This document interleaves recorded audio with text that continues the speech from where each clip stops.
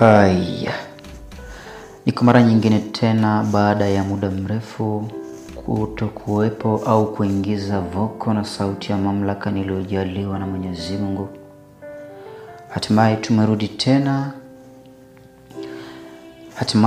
tena na tunamshukuru Mwenyezi Mungu sana kwa kutupa uweza huu au kunipa uweza huu wa kuweza kuingiza voko na sauti ya mamlaka katika simulizi yetu pendwa ya simulizi yetu pendwa ya Moroz iliyoandikwa na nguli katika uandishi ambaye ni Zuberi Maruma, na mimi nikiwa ni Kaniban Ahmad.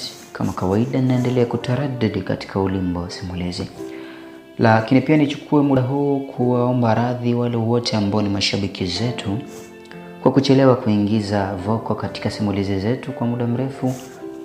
Najua mmesubiri sana, lakini niombe radhi kwa kuchelewa kwa sababu tulipata hitilafu kidogo ya kiintelijensia. Lakini sisi kama uongozi wa channel ya Ulimbo wa Simulizi tumeshafix hilo, na kama kawaida mtaendelea kutaraddari katika Ulimbo wa Simulizi. Jambo la msingi, kama haujashare wala kucomment, lakini pia kama haujasubscribe, wewe ni mpya katika channel ya Ulimbo wa Simulizi, itakuwa ni furaha kwetu na jambo la kutukuza kama utabonyeza alama ya neno subscribe, lakini pia kubonyeza alama ya kengele ili kupata notification pindi tunapoweka video zetu kwa mara ya kwanza kabisa. Na nisikuchoshe, tuendelee pale tulipoishia. Tuliishia pale ambapo Bray alinyanyuka tayari kuondoka zake, na Mary alimwachia tabasamu. Kisha Mary akasema, "Nina imani atakuelewa Shem." Bray hakujibu kitu, akapiga hatua kuondoka kabisa eneo lile. Akaachia tabasamu zito, akazima kompyuta ile baada ya kuridhika kwa kile alichokiona. Zidu bado alikuwa akiendelea kufuatilia maisha ya Mary na Bray. Naye alikuwa miongoni mwa waliopigwa na butwaa, kwani baada ya Mary kukimbilia ndani ya gari la Bray, alitegemea binti yule kabadilisha msimamo, lakini kile alichokishuhudia kupitia katika kompyuta yake kilimshangaza sana. Kumbe binti huyu ana msimamo hivi. Zidu aliwaza kichwani kwake, akiwaza njia ya kumwambia Bray asitishe zoezi lake ili naye sasa ajaribu kwa upande wake. Ila pale aliposikia kwamba Bray yupo tayari kumsaidia ila akubali kumpa penzi kama malipo, Zidu akatabasamu. Alijua mchezo bado unaendelea na sasa ulifikia patamu sana. "Ikiwa utafaulu hapa, nitafanya juu chini uwe wangu. Nitaona fahari kuwa na mwanamke mwenye msimamo kama wewe na upendo wa dhati. Nakupenda Mary." Haya yalikuwa ni mawazo ya Zidu, akiwaza, akisearch ofisi yake tayari kuendelea kufuatilia. Upande wa pili bado Eric alikuwa kachanganyikiwa. Si Eric pekee, mpaka Rosie hawakutulia ofisini. Hata wafanyakazi wengine waliwashangaa. Kitendo cha bosi wao Bryson kuondoka na Mary kiliwashangaza sana. Japo Rosie alichukulia bosi kakurupuka, ila je, ni yapi maamuzi yake kwa Eric? Na Eric kwa pale alimchukuliaje bosi wake? Wakati kila mtu akiwa na mawazo yake, ghafla bosi akaingia. "Wewe, mbona uko hapo?" Akiwa anamwangalia Rosie kwa macho makali, akamuuliza. Hapana bosi." "Wewe, nakuhitaji ofisini sasa hivi." Bray akatamka akimnyoshia kidole Eric. "Sawa bosi, nakuja." Maskini, anaelekea kufukuzwa mpenzi wangu. Rosie akawaza, huzuni ikimvaa. Eric aliwasili ofisini kwa bosi wake. Bosi wake akampa ishara aketi. Eric akaketi. Macho ya Bray yakawa bize katika mafaili yake pale mezani. Baada ya kuyaangalia kwa dakika kadhaa, akaufunua mdomo wake na kuitoa sauti yake nzito. "Okay, Eric, Lengo la kukuita hapa ni juu ya malalamiko ya mke wako Mary. Nadhani lengo la kumuoa kwako ni kwa kuwa unampenda, sio? Akauliza Eric. Hakujibu kitu. Bray akaendelea. Kama lengo ndio hilo, kwa nini umnyanyase? Kwa nini umtese? Eric akashusha pumzi nzito. Ni baada ya kumsikiliza kwa makini bosi wake. Kisha taratibu akaufungua mdomo wake. Ni kweli bosi, nilimpenda sana. Tena nilimpenda sana. Ila alichonifanyia sikukitegemea, kaubandika moyo wangu katika kaa la moto. Ni bora angetembea na mtu mwingine, lakini si kwa rafiki yangu mimi. Unasema? Bray akashtuka. Mkumbuke Bray alikuwa hajui chochote juu ya Zidu ndani ya mchezo ule, kwamba naye ni mhusika. Sasa mchezo unakwenda kuwa patamu balaa yani. Ndio bosi, yule si mwanamke, kashindikana kijijini kwao mpaka wakamuita makushindikana. Kila ladha ya mwanaume anaijua, ila mimi sikujali hilo. Nikampenda. Nilimpenda nikijua atabadilika. Kumbe nyeusi kamwe haiwezi badilika kwa kuwa nyeupe. Labda uibadilishe wewe. Pamoja na kujitahidi kumbadilisha, Mary hakubadilika bosi. Hebu subiri. Ina maana hata huku mjini aliendelea kukusaliti? Bray akahoji akiendelea kurekodi maongezi yale kwa minajili ya kwenda kumsikilizisha Mary, ili angamue kuwa Eric hampendi naye apate nafasi katika moyo wake. Ila maneno ya Eric yalimshangaza. Kama binti yule alikuwa ni malaya, lazima kitambo tu angesha mkubali, au pengine alimhofia yeye kwa kuwa ni bosi wa Eric. Hakuelewa hili kabisa, ila akazidi kumsikiliza mfanyakazi wake yule. Ni rafiki yako yupi aliyetembea naye? Wa kijijini, anaitwa Gaspar. Mkumbuke pia Bray jina la Gaspar halitambui, na wala hajui kama G anatokea au alienda kujificha katika kijiji kile alichotokea Eric. Na wala hajui kama Zidu K na Eric wanajuana. Na Zidu kama mjuavyo yeye hajui kama alisimamia harusi ya Eric mwanzo, naye ndiye alikuwa mshenga. Anachojua ni kuwa Eric alimchukulia Zidu mpenzi wake ambaye ni Rose, na yeye ndio alipangwa mtongoze Mary ili kulipiza kisasi.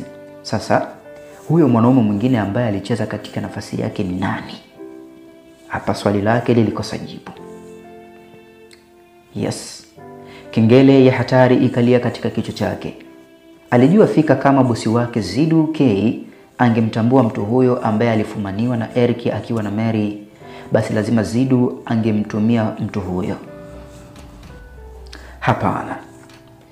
Bray hakuwa tayari kwa hilo. Akaona bahati yake ikiwa tayari kumpeperusha, akaapa kumtafuta mtu huyo na kumdedisha. Rafiki yako huyo ni nani? Bosi, ni rafiki yangu wa kijijini. Siku chache nyuma alikuja kuishi nyumbani kwangu, akidai nyumba yake na shamba vimechukuliwa baada ya kukopa hela. Hivyo tumpe hifadhi kwa kuwa ni rafiki yangu. Nikampa hifadhi. Hapo ndipo alipoanza kulitafuna tunda langu mpaka jana nilipowafumania. Ndipo wewe ukatokea na kumchukua yule malaya. Unajua Bray akaguna kwa mshangao. Wazee, mchezo ni hatari sana. Basi songa nayo. Ina maana asubuhi nilipokuja pale huyo mwanaume alikuwepo? Bray akahoji akijitahidi kuvuta kumbukumbu watu aliwakuta pale nje. Anakumbuka pia alimkuta bosi wake Zidu K, lakini kwa kuwa hakuwa katika mawazo ya kuwa ndiye mwanaume anayeongelewa akampotezea. Ndio. Alikuwepo, alipopata upenyo akakimbia. Haila jamani, mwambie kitu. Huyu Bray ni maandazi huyu. Eti cheki hapa anapomwambia Eric. Anamwambia Eric, pole sana. Huyu kijana hakupaswa kumwacha hivi. ungemiminia risasi pale pale, nikwambie kitu. Eric akaachia tabasamu. Sikiliza, haina haja bosi, dunia itamfunza. Jijini hapa atakuwa chokora, kibaka na hatimaye atachoma moto. Hapana, ila utapokonywa. Utakapomwona nijulishe. Ila yule ni mkeo tu, huna budi kumsamehe. Nimekaa naye, unajua anakupenda, mpe nafasi nyingine. Hapana bosi, na nishampa talaka, simtaki tena yule mwanamke. Basi sawa, kaendelea na kazi na tutazungumza hili baadaye. Okay boss.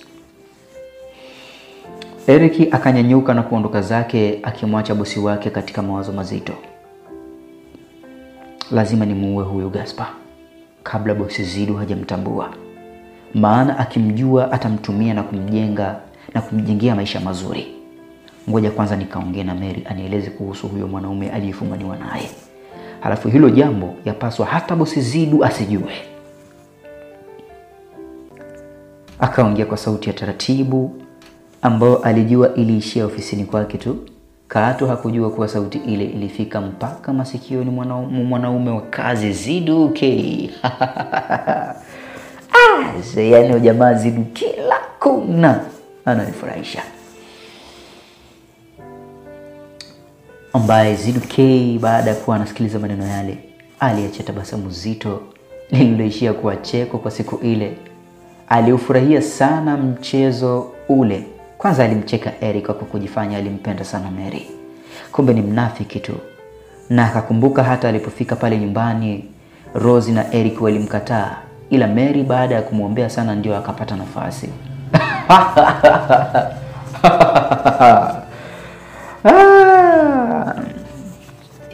Jamani, Zidu aliachia kicheko mpaka mbavu zikamuuma. Baada ya kumsikia Eric akiacha laana eti dunia itamfunza na atakuwa kibaka kisha achome moto. Si alijua hana pa kukaa wala pa kulala. Dunia ina mambo je. Hii ila inaonekana Bray ana nia mbaya. Ngoja nisimshtue kwa kumwambia kwamba mimi ndiye Gaspar. Nione mchezo huu unaendeleaje. Sipasi kumwamini mtu moja kwa moja. Basi mtaalamu wa kazi, mwanamume wa kazi Zidu K akaendelea kusearch katika kompyuta yake. Sasa alishategesha kamera moja katika moja ya hoteli yake ambako ndani alikuwepo binti Mary. Mtaalamu wa makamera huyu tunamuita Zidu K mnyama, au unaweza ukamuita Zidu makamera. Mkali huyu. Tare sana. Basi hoteli ile pia ilikuwa chini ya manager Bray, ndio maana alimpeleka pale. Japo alilipa kwani alitambua juu ya uwepo wa kamera zilizoenda mpaka nyumbani kwa bosi wake. Basi ndani ya hoteli, chumba cha Mary alishtushwa kwa sauti ya mlango ukigongwa. Akaenda kufungua. Bray akaingia na kuketi kitandani. Pole sana Mary. Nimeongea na Eric ila alichonieleza, nimeshindwa hata nikusaidiaje. Mary akatoa macho kwa mshangao. Bray akaingiza mkono mfukoni na kutoa rekoda ile, akaiwasha. Eric akasikika akieleza toka alipomtoa Mary kijijini, jinsi alivyompenda, ila yeye alimpenda kijana wa kijijini. Hapana, mwongo huyo. Mary alikataa huku akilia. Ni mwongo? Mungu kivipi? Mary naye ikabidi afunguke toka akiwa kijijini. Bryson, ni kweli mimi nilikuwa malaya. Hakuna mwanaume ambaye sikujua utamu wake. Ila Eric alipokuja na kunichumbia, nilibadilika. Japo watu walimwambia juu ya tabia yangu, wakiwemo rafiki zangu na hata rafiki zake. Mmoja wa marafiki zangu ni Rose, japo sikujua hili hapo awali. Ila Eric kwa kuwa alinipenda, hakutaka kuwasikiliza. Na hata rafiki yake kipenzi Gaspar ambaye alikuwa ni mpenzi wa Rose, na pia vivyo hivyo alimkanya. Ila kwa mapenzi mazito, Eric aliamua kunioa hivyo hivyo. Ila rafiki yangu Rose alililia kuondoka na sisi kijijini kule, Kweli tuliondoka naye. Akamwacha mpenzi wake Gaspar. Japo Gaspar alimkatalia kuondoka. Ndiyo, ni kweli Gaspar alimpenda sana Rosie. Hivyo siku 2 baadaye alipiga simu na kuhitaji kuongea na Rosie. Ila Rosie alimkatalia G aliumia sana, na aliumia zaidi pale alipohitaji kufunga naye ndoa. Bado Rosie akamtolea nje. Mimi mwenyewe nilishangaa, ila sikujua kwamba Rosie anatoka na mume wangu. Mary alipofika hapo akaanza kulia. Bray akapata kazi ya kuanza kumbembeleza, ila tayari ashaanza kuhisi kitu juu ya Zidu na kisa kile. Mume wangu aliporudi toka safarini, alirudi na mabadiliko. Akatenga kabisa vyumba na kuacha kulala na mimi. Yote nilimvumilia, ila wiki iliyopita ndipo Gaspar alipokuja akidai kudhulumiwa huko kijijini, nyumba na shamba na mzee mmoja hivi, tukampa hifadhi. Sikuwa na mahusiano yoyote na mtu yule tangu nimeolewa, ila nilichoshangaa ghafla usiku alikuja chumbani kwangu na kunigongea. Kwa kuwa sikuwa na wasiwasi naye, nikamfungulia mlango. Shem akaingia na kuanza kusema ananitaka. Bila shaka aligundua kitu juu ya mume wangu, na Rosie hivyo alitaka alipize kwangu wakati nikiwa katika mshangao. Mume wangu akatufuma. Unajua Bray alishangaa. Mtu yule ni nani hasa? Au ni bosi wake Zidu? Ndiyo, inawezekana. Bray akawaza akikumbuka siku ya kwanza kupigiwa simu na bosi wake kumwambia anakuja na mapenzi ndiyo chanzo. Wazee, mchezo unaenda kubumuruka, sijui itakuwaje. Basi bana. Akakumbuka pia alipomweleza kuwa Eric kutoka na mpenzi wake Rosie, akiunganisha na visa vile akapata jibu Zidu ndiye mfumaniwa. Kivipi sasa? Bray alishangazwa sana na iweje Zidu amtumie yeye kumtongoza Mary, na hapo naye anamtaka na tena anampa ahadi kubwa. Hapana, lazima afanye kitu kuhitimisha mchezo huu. Kumuua Zidu K kwa kosa la kucheza na akili yake, na pia kumuua Mary. Hivyo alipaswa kwa siri sana aungane na Eric na Rosie kufanikisha hili. Kwa haraka sana bila kupoteza muda ilimlazimu Bray akaonane na watu wawili, Rosie na Eric. Hey, naombeni mnifuate. Akatamka akitoka ndani ya ofisi ile. Rosie na Eric wakamfuata huku maswali rundo yakivitafuna vichwa vyao, kwani wanaitwa na wanapelekwa wapi. Hata Zidu ndani ya jumba lake alishangazwa kwa rafiki yake kuwaita wafanyakazi wake. Bado alitamani kujua ni kipi hasa anachotaka kuwaambia. Bray alijua ndani ya ofisi ya kampuni kuna kamera, hivyo alijua asingeweza kuongea chochote mule ndani. Ila hakujua kama kwenye gari pia kuna kamera. Mzee wa makamera kashatia makamera mzee. Ingieni. Kuna swala nyeti ninahitaji tukalizungumzie. Ni swala ambalo tumechezewa kwa muda mrefu pasi na sisi kujua, kwa hiyo ni muda wetu sasa wa kufanya mapinduzi. Akamaliza Bray na kuwasha gari. Maneno yale Eric na mwenzake Rosie hawakuyaelewa kabisa. Ila yalipoingia masikioni mwanaume wa shoka Zidu K, machale akamcheza. Ubongo ukatingishika. Alamu ya hatari ikalia katika kichwa chake. Bray ana maana gani? Ina maana anataka kunigeuka?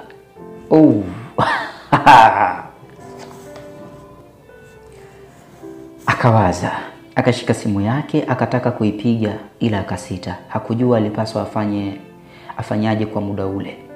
Mwili wote ulimtetemeka. Alimwamini sana Bray. Kivipi sasa aje amgeuke? Ikabidi awe makini kuendelea kufuatilia. Kivipi bosi? Una maana gani? Eric akauliza. Utanielewa tu. Bray akajibu mkato akizidi kukanyaga mafuta. Moja kwa moja Montana Hotel. Akasimamisha gari katika hoteli ile kubwa ambayo haikuwa ikimilikiwa na Zidu. Kwa pale ilikuwa ni sehemu salama. Wakashuka na kuelekea ndani ya hoteli, ila wakachukua viti vya kukaa. Kijana mdogo si chini ya miaka 19 aliketi akimsikiliza baba yake kwa makini. Mwanangu Gaspar, kwa kuwa umelilia mwenyewe kwenda mjini kutafuta maisha, nimejaribu kukuzuia, nimeshindwa. Basi leo wacha nikuruhusu uende, labda riziki zako zipo huko. Ila wacha nikupe wasia kidogo mwanangu. 1, usije ukatamani cha mtu kione mavi. Jiepushe na wizi. 2, usitokee kumwamini mtu 100%. Hata kama ni mimi baba yako. Hasa katika masuala ya mali zako, kama utabahatika kuzipata, ziwekee ulinzi maalum. Ni maneno ambao Zidu K alikuwa akiyakumbuka. Maneno yale ya marehemu baba yake, kisha akatabasamu. Baba yake akamwambia, ukweli na leo ndio kaamini. Rafiki mkia wa fisi, ukicheka naye atakufilisi. Mzee moto. Kumbukumbu zake zikazidi kurudi nyuma wakati alipotegesha vinasa sauti katika moja ya simu iliyompa zawadi Brai pamoja na simu yake. Kwa haraka akachomoa simu yake na kuibonyeza, na ghafla ikawa kama ina search, na ghafla ikakamata sauti ya Brai. Ikasikika vizuri sana. Baada ya Brai kuchukua kiti na kukaa, akashika simu yake na kuiweka mezani, pasi na kujua kuwa kila kile alichoenda kukuongea kinaingia katika kinasa sauti na kumfikia Zidu kule alipo. Eweke, Rose, lengo la kuwaita hapa nyinyi ni kutaka kunena jambo lenye manufaa katika maisha yetu. Ningependa nianze kuwajulisha msioyajua. Ningependa nianze na wewe Eric. Najua unampenda sana Rose na unaishi naye, si ndio? Ndio bosi. Okay, vizuri. Hata mimi nampenda sana Mary. Tena nampenda sana. Ati nini? Eric akauliza kwa mshtuko. Zidu, kumbuka Zidu kule anasikiliza. Na wakati akiwa anasikiliza, Zidu basi aliendelea kutabasamu. Yale mawazo aliyoanza kuyawaza vibaya juu ya rafiki yake yule yakaanza kumtoka. Mbona unapaniki bro? Au bado unampenda huyo Mary? Brai akahoi kwa kiburi, akionekana wazi kuanza kuchukia. Eric akamwangalia Rose, naye alionekana wazi kuchukia. Mwisho ikabidi kwa shingo upande tu kukubali. Basi Brai akaendelea. Kwa sasa Mary yupo katika moja ya hoteli zangu, nimemhifadhi. Anataka nimpe nauli arudi kijijini. Ila mimi ninampenda sana yule msichana, na nyuma ya hapo. Alipofika hapo akastop. Ni kama alisita kuendelea, ila alipokumbuka yule yupo eneo salama akaona aropoke. Kwanza kuna kitu ambacho hamfahamu, na nadhani leo nikiwaambia mtashtuka sana. Si Rose na Eric pekee walioshtuka kwa jambo lile, hata kwa upande wa Zidu alishtuka kwa hakujua Brai anaenda kuongea nini. Ila taa nyekundu kichwani kwake ilishaanza kumulika tena vimulimuli vya hatari. Rose na Eric wakaweka umakini katika kusikiliza. Mali hizi, kampuni, nyumba zote za kampuni, magari, mahoteli, supermarket zile, viwanda, sheri, maduka yale ya jumla na rejareja, si mali yangu kama mjuavyo mimi. Mimi nipo tu kama kivuli. Bosi unamaanisha nini? Unajua wote wakashtuka. Kivipi sasa? Ni mali za nani na kwa nini Brai awaambie wao? Ila kwa akili zao walijua mali zile ni za kigogo fulani wa serikali, IBI serikali, na anayeogopa kugundulika.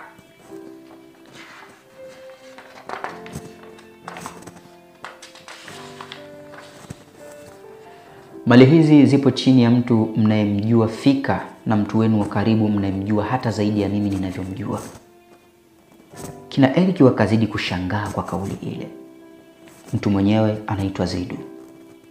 Zidu? Wote walishtuka kusikia jina hilo. Hawakulijua wala hawakuwahi kulisikia. Ndio, anaitwa Zidu. Au Zidu Kateli. Au unaweza ukasema Zidu K. boss, mbona mimi simjui au mwenzangu unamfahamu huyo mtu? Eric akamwangalia Rosie. Rosie akabetua mabega kukana kumfahamu. Wote nyuso zao zikionekana kutofautiana na kutokumfahamu mtu huyo. Mimi simjui. Bray akashangaa. Hamumfahamu yule ambaye juzi kati mlimfumania na Mary? Gaspar. Wote wakatamka kwa pamoja wakionekana wazi kushangaa. Sijui ndio mnamuita kwa jina hilo, yule ndio bosi wangu, mmiliki wa hizi mali zote mnazoziona. Hapana, haiwezekani kwa kweli. Rosie akaongea, hakuamini kabisa wala haikuingia akilini. Sikiliza, utakuwa umemfananisha. Eric naye akamalizia. Najua ni vigumu kuniamini, ila kwa ukweli ndio huo. Zidu ndio mmiliki wa hizi mali alizozipata kwa wizi, kwa kuiba benki, kupora madini. Yule jamaa ni jambazi anayetafutwa kwa muda mrefu sana na serikali. Kitita kikitengwa na atakayebahatika kumkamatisha kwa polisi. Ila si nilichopanga kuwaambia. Ila ni hivi, Zidu baada ya kuanza kusakwa aliandikisha kwa hati feki mali zote jina langu, naye akatoroka. Sikujua ni wapi alipokimbilia kwa miaka mingi.